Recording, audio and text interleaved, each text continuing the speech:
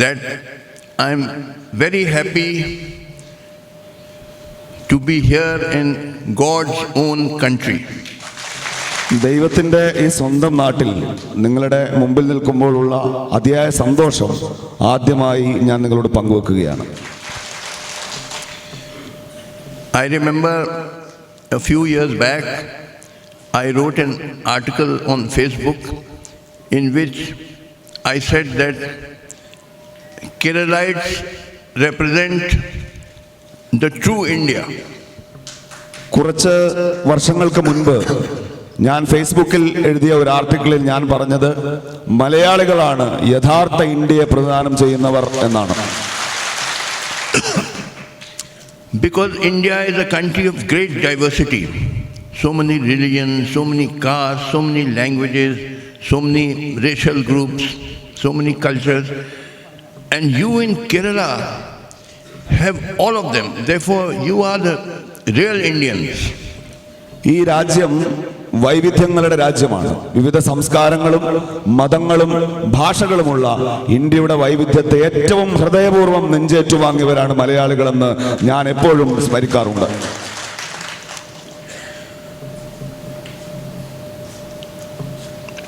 But while India is a country of great diversity, it is also absolutely essential that we respect all religions, all languages, all cultures. India വൈവിധ്യങ്ങളുടെ ഒരു രാജ്യമാണെന്ന് പറഞ്ഞതുപോലെ തന്നെ നാം എല്ലാ മതങ്ങളെയും ജാതികളെയും ഒരുപോലെ ആദരിക്കുന്നവരും ബഹുമാനിക്കുന്നവരുമായിരിക്കണം. Unfortunately, in recent years, certain vested interests have been trying to spread hatred among people of different communities, and they have been trying to polarize society. ദൗർഭാഗ്യവശാൽ നമ്മുടെ നാട്ടിൽ കഴിഞ്ഞ കുറച്ച് നാളുകളായി ആളുകൾ വെറുപ്പ് പടർത്താനും മനുഷ്യരെ ധ്രുവീകരിക്കാനും ശ്രമിച്ചുകൊണ്ടിരിക്കുന്നത് നാം കാണുന്നുണ്ട്.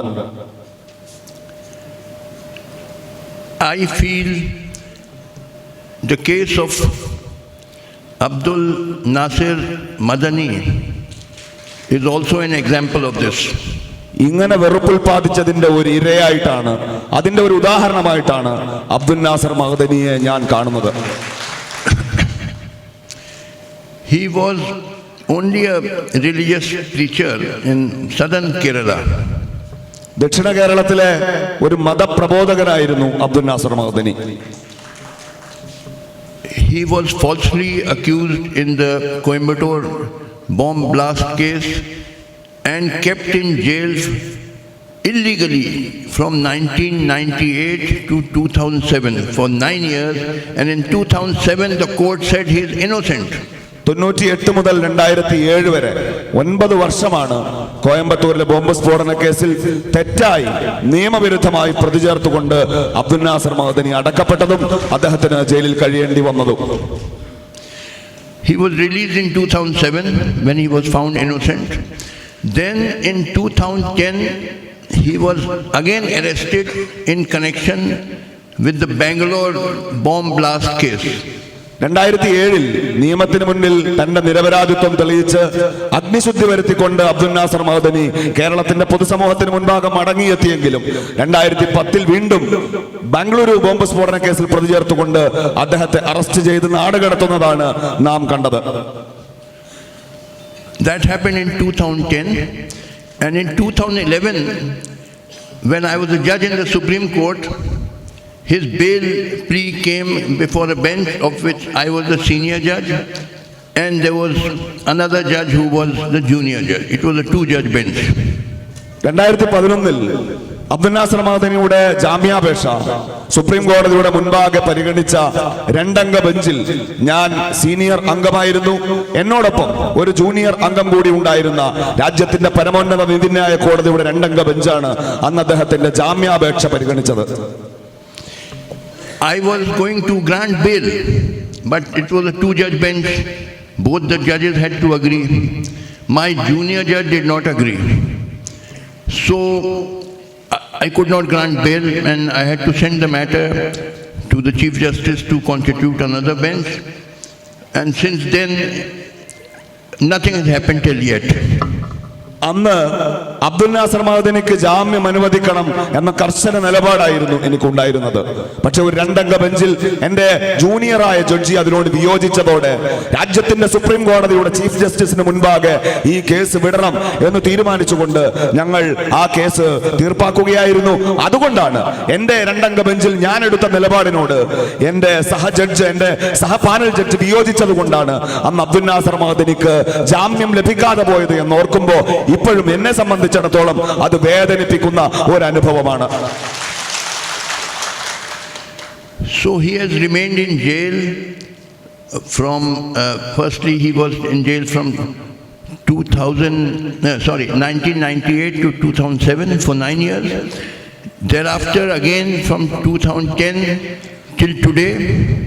At present, I believe he is under house arrest, but under strict orders, he cannot leave Bangalore. So, 22 years he has spent in jail.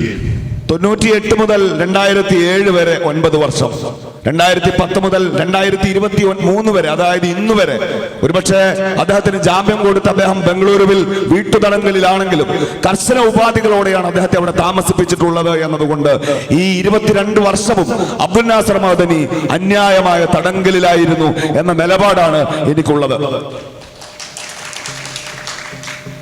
See, I want to tell you something about the police throughout our country.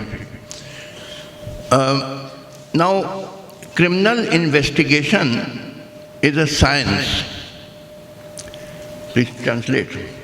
നമ്മുടെ നാട്ടിലെ police സേനയെ കുറിച്ച് എനിക്ക് നിങ്ങളോട് ചില കാര്യങ്ങൾ പറയാനുണ്ട്. ഒരു ക്രിമിനൽ കുറ്റകൃത്യത്തിന്റെ അന്വേഷണം എന്ന് പറയുന്നത് വലിയ അളവോളം അത് സയൻസ് ആണ്, അത് ശാസ്ത്രമാണ്. Which means, I don't know if you have read the stories of Sherlock Holmes. I read it in my childhood, how Sherlock Holmes goes to the spot, studies the situation there, examines the fingerprints, the fiber, the blood stains, ashes and so on, and then he solves the crime. Or if you see YouTube, you can see crimes in America, how the American police solves crimes. They go to the spot, they gather the evidence, the fingerprints, blood stains, ashes, fibers and so on. They send it to the laboratory for DNA testing and so on. Then the crime is solved. Sherlock ഹോംസിന്റെ കഥകൾ നിങ്ങൾ കുട്ടിക്കാലത്ത് വായിച്ചിട്ടുണ്ടാവും. അയാൾ എങ്ങനെയാണ് കുറ്റകൃത്യങ്ങൾ തെളിയിക്കുക? Sherlock Holmes കുറ്റകൃത്യം നടന്ന സ്ഥലത്ത് പോകും. അവിടെയുള്ള രക്തപ്പാടുകൾ, വിരൽപ്പാടുകൾ, മറ്റു തെളിവുകൾ എന്നിവ ശേഖരിച്ചിട്ടാണ് ഷെർലക് ഹോംസ് ഒരു കുറ്റകൃത്യം തെളിയിക്കുക എന്ന് എന്റെ കുട്ടിക്കാലത്ത് ഞാൻ വായിച്ചിട്ടുണ്ട്. യൂട്യൂബിൽ നമ്മൾ അമേരിക്കൻ പോലീസിന്റെ വീഡിയോ കാണാറുണ്ട്. അവരും കുറ്റകൃത്യങ്ങൾ തെളിയിക്കുന്നത് കുറ്റകൃത്യം നടന്ന ക്രൈം സീനിൽ പോയി നേരത്തെ സൂചിപ്പിച്ച രക്തപ്പാടുകളും വിരൽപ്പാടുകളും മറ്റടയാളങ്ങളും ഒക്കെ ശേഖരിച്ച് ശാസ്ത്രീയമായിട്ട് ഒരു കുറ്റാന്വേഷകൻ അദ്ദേഹത്തിന് കുറ്റം തെളിയിക്കാൻ ആവശ്യമായ തെളിവുകൾ ശേഖരിക്കുക എന്ന് നമുക്കറിയാം. In our country, in I think all states, the police is not given training in scientific investigation, nor is it provided with the scientific equipment like laboratories, etc., like in Western countries. So even if they want to solve a crime, they can't solve a crime because they have not been trained for solving crimes. They have not been provided with the scientific apparatus and equipment. So they can't solve the crimes. എന്നാൽ നമ്മുടെ നാട്ടിലെ police സേന അവർക്ക് കുറ്റകൃത്യങ്ങൾ തെളിയിക്കാൻ ആവശ്യമായ മതിയായ പരിശീലനം പലപ്പോഴും നൽകാറില്ല. ശാസ്ത്രീയമായ ഉപകരണങ്ങളുടെ അഭാവം അവർക്കുണ്ട്. അത്തരത്തിൽ ശരിയായ രൂപത്തിൽ കേസ് അന്വേഷിച്ച് ശാസ്ത്രീയമായ തെളിവുകൾ സ്വീകരിച്ച് മതിയായ പരിശീലനത്തോടെ അന്വേഷണം നടത്താൻ പലപ്പോഴും നമ്മുടെ നാട്ടിലെ പോലീസ് സംവിധാനം അപര്യാപ്തമാണ് എന്ന് ഞാൻ കരുതാറുണ്ട്. But there's pressure on the police inspector that you solve the crime, otherwise you will be suspended. പക്ഷെ പലപ്പോഴും അവർക്ക് നേരായി കേസ് അന്വേഷിക്കാൻ സമയം കൊടുക്കാതെ നിങ്ങൾ അടിയന്തരമായി കേസ് തെളിയിച്ചില്ലെങ്കിൽ, അന്വേഷണം പൂർത്തിയാക്കിയില്ലെങ്കിൽ നിങ്ങൾ സസ്പെൻഡ് ചെയ്യപ്പെടുമെന്ന ഭീഷണി പോലീസ് ഓഫീസർമാർക്ക് മുന്നിൽ മുഴക്കുന്നതും നമ്മൾ കാണാറുണ്ട്. So what does the police inspector do? Supposing there is a robbery somewhere in the village, he inquires, who does these kind of robberies? Somebody says, Kallu does these kind of robberies. So he says, catch hold of Kallu, and Kallu is brought and given danda after danda. And ultimately Kallu said, don't beat me anymore, I confess. Because torture is such a terrible thing, you will confess to everything under torture. ഉദാഹരണത്തിന് ഒരു നാട്ടിൽ ഒരു കളവ് നടക്കുന്നു എന്ന് വിചാരിക്കുക. ആ കളവ് കേസിൽ പ്രതിയായി പോലീസ് അറസ്റ്റ് ചെയ്യുന്നത് കല്ലു എന്നൊരാളെയാണ് എന്ന് നിങ്ങൾ സങ്കല്പിക്കുക. കല്ലുവിനെ പിടിച്ചുകൊണ്ടുവന്ന് ലാത്തി കൊണ്ട് 3-4 തവണ ക്രൂരമായി മർദ്ദിച്ച് ഒടുവിൽ കല്ലുവിനെ കൊണ്ട് കുറ്റം സമ്മതിപ്പിക്കുന്ന നെറുകെട്ട ഏർപ്പാട് നമ്മൾ ഈ രാജ്യത്ത് പലപ്പോഴും കാണാറുള്ളതാണ്. Similarly, if there is a bomb blast, the police does not know who has committed the bomb blast, but they have to the inspector has to solve the crime, otherwise he will be suspended. So what does he do? He says some Muslim must have done the bomb blast. All Muslims are bomb terrorists, bomb blasters. So catch hold of some Muslim and implicate him and manufacture evidence to implicate him. സമാനമായ രൂപത്തിലാണ് രാജ്യത്ത് പലപ്പോഴും bomb സ്ഫോടന കേസുകളുടെയും അന്വേഷണം നടക്കാറുള്ളത്. യഥാർത്ഥ പ്രതിയെ കണ്ടെത്താൻ പോലീസിന് കഴിയാറില്ല. അവർക്ക് മേൽ രാഷ്ട്രീയ സമ്മർദ്ദമുയരും. അപ്പോഴൊക്കെ പതിവായി ഏതെങ്കിലും മുസ്ലിം ചെറുപ്പക്കാരെ കണ്ടുപിടിച്ച് തെളിവില്ലാതെ ഈ കേസുകളെല്ലാം അവരുടെ തലയിൽ കെട്ടിവെക്കുന്ന ഒരു അന്വേഷണ രീതി കാലങ്ങളായി രാജ്യത്ത് പോലീസ് ഏജൻസികൾ തുടർന്നു വരുന്നതാണ്. This is what I suspect happened to Abdul Nasar Madani. ഇത്തരമൊരു നെറുകേടാണ് അബ്ദുൽ നാസർ മദനിയുടെ കാര്യത്തിലും നടന്നത് എന്ന് വിശ്വസിക്കുന്ന ഒരാളാണ് ഞാൻ. First he was implicated in the Coimbatore bomb blast case. Ultimately, after 9 years, court held that he is innocent. But these 9 years he was not given bail, he had to spend in jail. Now, who will restore this 9 years of his life? 9 വർഷമാണ് അദ്ദേഹം കോയമ്പത്തൂരിലെ ജയിലിൽ കഴിഞ്ഞത്. ഒടുവിൽ നിരപരാധി എന്ന് കണ്ട് കോടതി അദ്ദേഹത്തെ വിട്ടയച്ചു. പക്ഷേ വിചാരണ കാലയളവിൽ ഒന്നും അബ്ദുൽ നാസർ മദനിക്ക് ജാമ്യം ലഭിച്ചിട്ടുണ്ടായിരുന്നില്ല. 9 വർഷം തടവറയിൽ ഹോമിക്കേണ്ടി വന്ന അത്രയും ദിനരാത്രങ്ങൾ അബ്ദുൽ നാസർ മദനിക്ക് ആർക്കാണ് തിരിച്ചു നൽകാൻ കഴിയുക എന്നത് ഏറ്റവും വലിയ ഒരു ചോദ്യമായിരുന്നു. In the Bangalore bomb blast case, it has been pending from 2010 and this is 2013. 13 years the trial is going on. Bengaluru bomb സ്ഫോടന കേസിൽ 2010 മുതൽ ഇന്ന് വരെ, അതായത് 13 വർഷമായി കോടതിയിൽ ഇതിന്റെ വിചാരണ പുരോഗമിച്ചുകൊണ്ടിരിക്കുന്നു എന്നത് ദൗർഭാഗ്യകരമായ ഒരു സംഗതിയാണ്.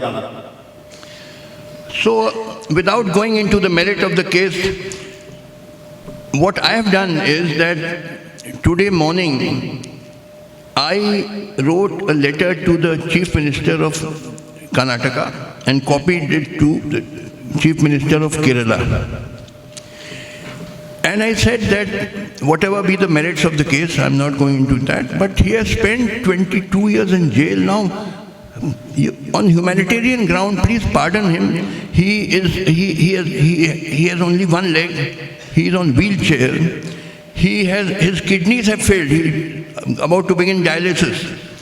He has very severe diabetes, and because of which he is half blind, almost blind because of severe diabetes.